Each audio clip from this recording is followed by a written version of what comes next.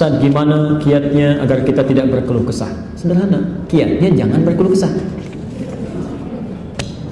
Quran surah ke-2 Al-Baqarah ayat 157. Kita jawab pakai Quran.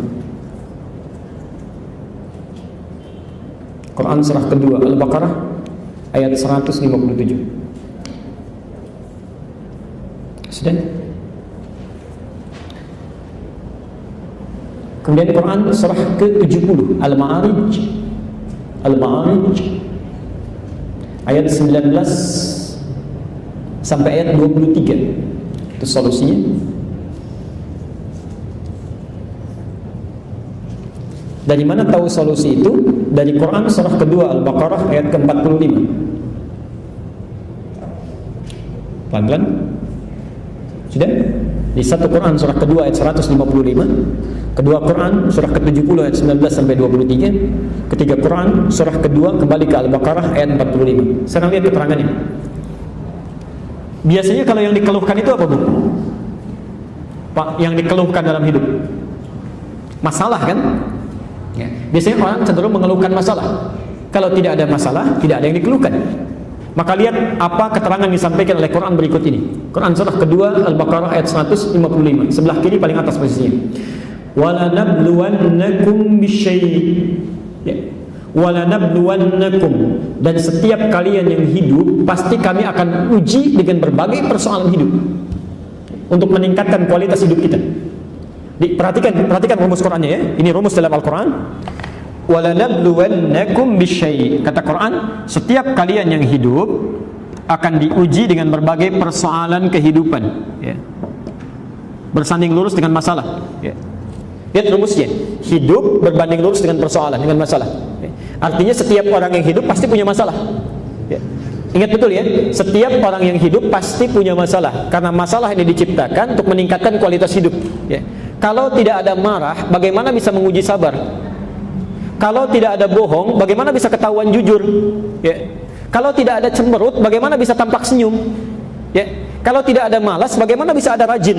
Ya, selalu ada, diciptakan itu untuk meningkatkan kualitas kehidupan kita. Jadi sepanjang orang hidup pasti punya masalah. Tidak ada orang yang hidup tidak punya masalah. Ya.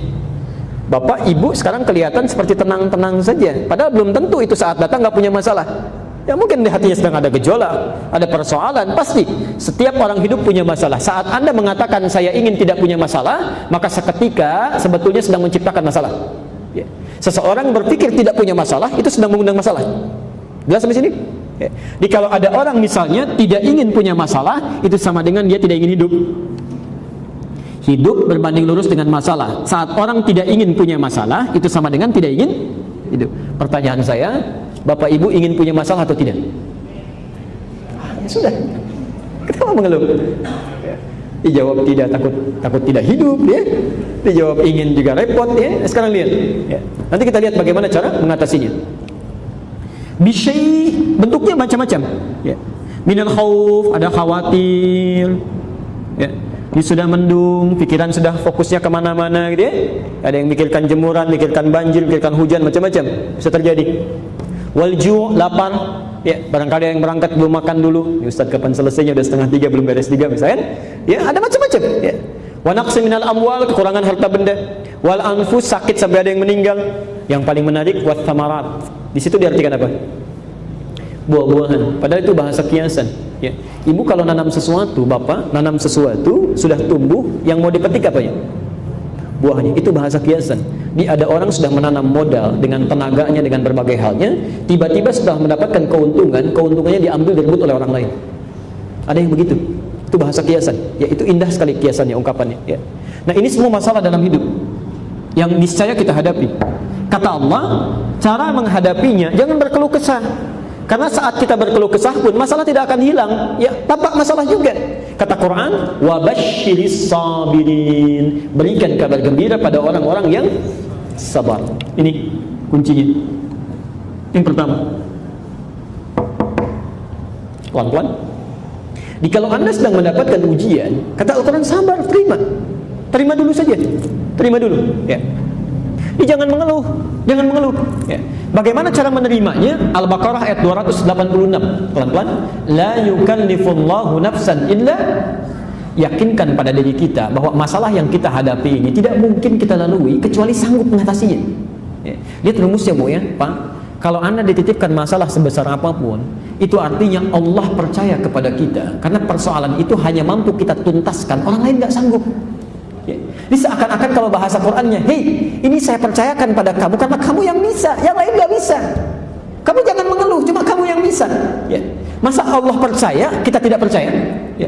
Allah saja percaya dengan kita, masa kita tidak percaya? Itu aneh namanya. Ya. Kalau Allah tidak percaya, kita percaya, itu tidak wajar. Tapi kalau Allah percaya, kita yang nggak percaya atau ragu, itu ada persoalan dalam diri kita. Allah percaya memberikan kita masalah, maka terima itu dengan sabar. Terima. Ya. Ingat, mengeluh tidak menyelesaikan persoalan. Saya pernah berikan ilustrasi di sini tentang wajan dengan cacing itu. Pernah saya berikan? Masih ingat? Oke. Ini ada wajan. Baik. Ini saya panaskan di bawahnya dengan api. Di sini ada cacingnya misalnya. Maaf, cacing yang di sini masih hidup. Tiba-tiba saya panaskan di sini. Apa yang terjadi pada cacing? Dia bergerak, ya? Bergerak tuh, bergerak sini. Kenapa dia bergerak? Salah, bukan karena kepanasan. Karena cacing tidak bisa mengeluh. Makanya dia langsung bergerak.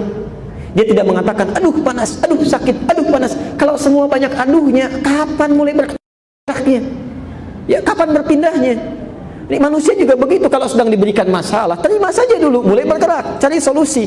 Kalau serba aduh, ya kapan selesainya? Ya sudah, jangan banyak mengadu. Ya. Ini kita mengeluhkan pun tidak akan menyelesaikan masalah. Terima dengan sabar, karena kita yang bisa menyelesaikannya dengan izin Allah Subhanahu wa ta'ala. Karena itu kita bertanya, bagaimana cara menyelesaikannya?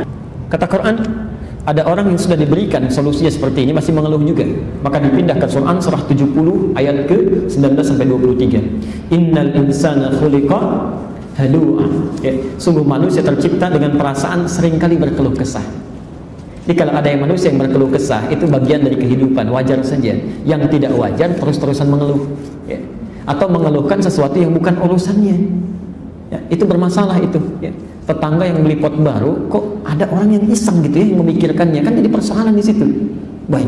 Nah, idza massahu syarru jazua, kalau ditimpa kesulitan, berkeluh kesahnya cepat kepada Allah. Ya. Wa idza massahul khairu manu'an. Tapi kalau misalnya diberikan apa yang diinginkan, terputus ibadahnya. Ya, maaf, ini sindiran yang sangat tajam. Bahkan ada yang keluh kesahnya dengan ibadah, Bu, Pak. Jadi kalau maaf ya, gajian belum turun, PHK terus banyak, tahajud rajin, ya, puasa mulai tambah. Tapi kalau sudah diberikan apa yang diinginkan, terputus semuanya. Lihat caranya satu. Kalau Anda sedang mendapatkan kesulitan, ada persoalan, maka illal musallin, kecuali orang yang sholatnya benar. Maka setiap kesulitan yang Anda bawa dalam hidup, mohonkan kepada Allah solusinya saat sholat, saat sujud itu minta, saat sujud. Maka turun ayat Al-Baqarah ayat ke-45 tadi yang ditulis terakhir. Wasta'inu bis-sabri was-salat. Pelan-pelan. Wasta'inu, jika Anda punya kesulitan dalam hidup, kemudian berkeluh kesah, mintakan pertolongannya bis-sabri, terima dulu dengan sabar tadi.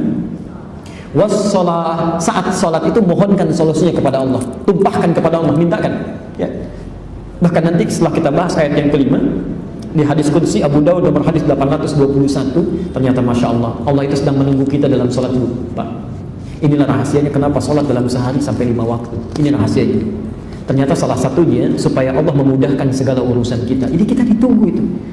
Tidak mungkin ada orang dari duhur saja tadi sampai asar yang tidak punya kebutuhan. Pasti punya itu. Jadi Allah tunggu. Seakan-akan kita ditunggu sampai dengan sholat asar. Ketika kita mengatakan sebelum sholat, kata Allah, wasta'inu, catat kebutuhan kita. Ayo, punya masalah apa? Saat Anda sholat, Anda katakan iyyaka na'budu wa iyyaka nasta'in. Perintahnya wasta'inu, permohonannya nasta'in. Ya. Di solusinya supaya kita tidak banyak berkeluh kesah dalam kehidupan. Yang pertama, perbaiki kualitas sholatnya. Perbaiki kualitas sholatnya. Ya. Yang kedua,